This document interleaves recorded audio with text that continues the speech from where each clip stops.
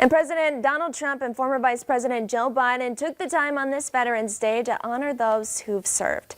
It's the first public appearance we've seen from the president in nearly a week.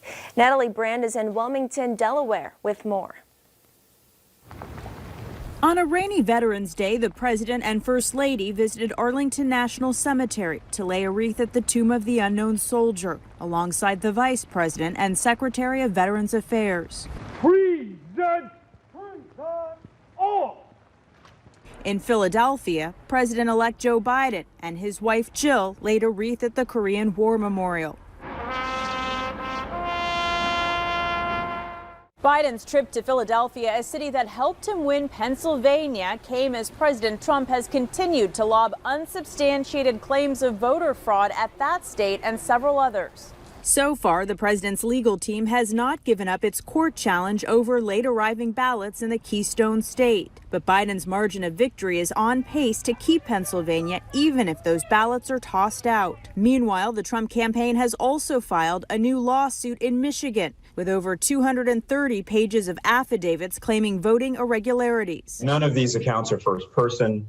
None of these accounts were brought in a timely fashion. Georgia's Secretary of State announced a full hand recount of every vote to ensure the validity of the results. It will be a heavy lift, but we will work with the counties to get this done in time for our state certification. Georgia's two Senate races will determine balance of power. Both are headed for runoffs in January. Meanwhile, Republican incumbents in Alaska and North Carolina have won their races. CBS News also projects that President Trump won Alaska. Natalie Brand, CBS News, Wilmington, Delaware.